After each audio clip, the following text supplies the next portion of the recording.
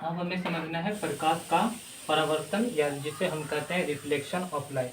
तो प्रकाश का परावर्तन को समझने के लिए पहले हमें यह जानना आवश्यक होगा कि ये प्रकाश जो शब्द आ रहा है, ये प्रकाश होता क्या है। तो यदि प्रकाश को समझना है तो यदि पूरी चारों तरफ से अंधेरा कर दिया जाए और किसी भी वस्तु को रख दिया जाए तो हमें अंधेरे में वो वस्तु दिखाई नहीं पड़ता है। कहने का अर्थ ये हुआ, यदि उस रूम में अगर प्रकाश आ जाए तो वो वस्तु हमें साफ साफ और स्पष्ट रूप से दिखाई देने लगता है। इसीलिए हम ये कह सकते हैं कि प्रकाश एक ऐसा कारक है, एक ऐसा फैक्टर है जो हमें किसी भी वस्तु को देखने में हमारी सहायता करता है। इसलिए प्रकाश को कहा जाता है, या प्रकाश की अगर डिफिनेशन या परिभाषा की बात आए तो हम कहेंगे कि प्रकाश एक ऐसा फैक्टर है, एक ऐसा कारक है जो हमें किसी भी वस्तु को देखने में हमारी सहायता करता है, क्योंकि हम अंधेरे में किसी भी वस्तु को स्पष्ट रूप से देख नहीं सकते हैं और वस्तु को देखने के लिए हमें प्रकाश की सहायता अवश्य होती है।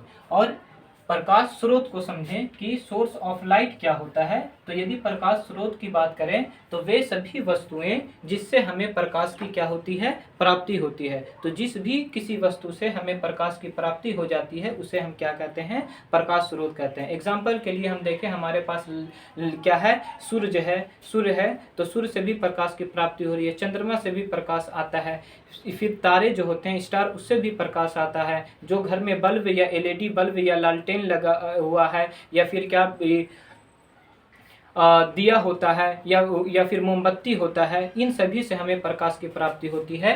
तो प्रकाश स्रोत का अर्थ होता है कि वह वस्तु जिससे हमें प्रकाश की प्राप्ति होती है, या वे वस्तु जो हमें प्रकाश को क्या करता है, प्रदान करता है। तो उन सभी समस्त वस्तुओं को हम क्या कहते हैं, प्रकाश स्रोत कहते हैं। एग्जाम्पल के लिए सूर्य हो गया, चंद्रमा हो गया, तारे हो गए, बल्ब, लालटेन, मोमबत्ती, ये सभी ऐसे पदार्थ है, ये सभी ऐसे वस्तुएं हैं जिससे प्रकाश की प्राप्ति होती है, अर्थात ये सभी प्रकाश के स्रोत हैं। अब इस प्रकाश के स्रोत को यदि ध्यान से देखा जाए तो इनमें से कुछ ऐसे स्रोत हैं जिनको प्रकृति ने, नेचर ने बनाया है, और कुछ ऐसे वस्तुएं या स्रोत हैं जिनको मानव ने स्वयं बनाया है या मानव ने स्वयं निर्मित किया है। इसी कारण हम प्रकाश स्रोत को दो पार्ट में, दो भाग में विभक्त करते हैं, बांटते हैं। पहले को हम कहते हैं प्रकाश स्रोत, नेचुरल सोर्स ऑफ लाइट, प्राकृतिक प्रकाश स्रोत, और दूसरे को कहते हैं आर्टिफिशियल सोर्स ऑफ लाइट, कृत्रिम प्रकाश स्रोत, या इसी का एक अन्य नाम है man made source of light या मानव निर्मित प्रकाश स्रोत।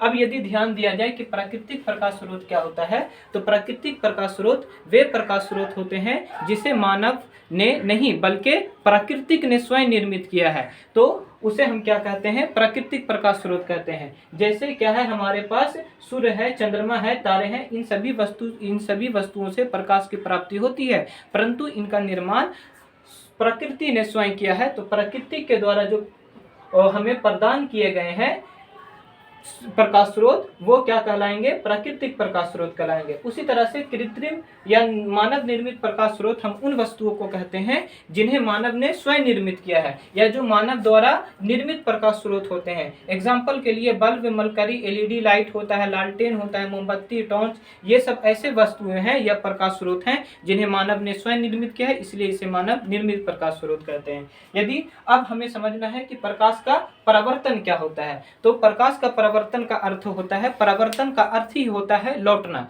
तो परावर्तन का मतलब होता है लौटना। यदि हम प्रकाश की परावर्तन की बात करें तो प्रकाश का लौटना, यानी कि प्रकाश लौटेगा कहां से, तो कोई एक ऐसी वस्तु होगी जिस पे प्रकाश की किरणें आएंगी और इससे टकराकर वो वापस क्या हो जाएंगी, लौट जाएंगी। तो यदि प्रकाश किसी वस्तु पर आता है और वो टकराकर वापस उसी माध्यम में क्या हो जाता है, लौट जाता है, तो प्रकाश का किसी वस्तु से टकराकर लौट जाने की जो फिनोमिना होती है, जो घटना होती है, इसी घटना को प्रकाश का क्या कहते हैं, परावर्तन कहते हैं। प्रकाश के परावर्तन को समझने के लिए हम बहुत अच्छा अगर बेहतर एग्जाम्पल की बात करें तो एक हमारे पास कोई भी एक वस्तु है, इस पे प्रकाश की किरणें आई। अब ये प्रकाश की किरणें आती है तो यहाँ रुकती नहीं है बल्कि ये टकराती है और फिर टकराकर वापस क्या हो जाती है, लौट जाती है। तो प्रकाश के वस्तु पर आना, टकराना, टकरा कर वापस लौट जाने की घटना ही क्या कहलाती है, प्रकाश का परावर्तन कहलाता है। यदि हम प्रकाश के परावर्तन परावर्तन के नियम की बात करें, लॉ ऑफ रिफ्लेक्शन की बात करें, तो लॉ ऑफ रिफ्लेक्शन को समझने के लिए भी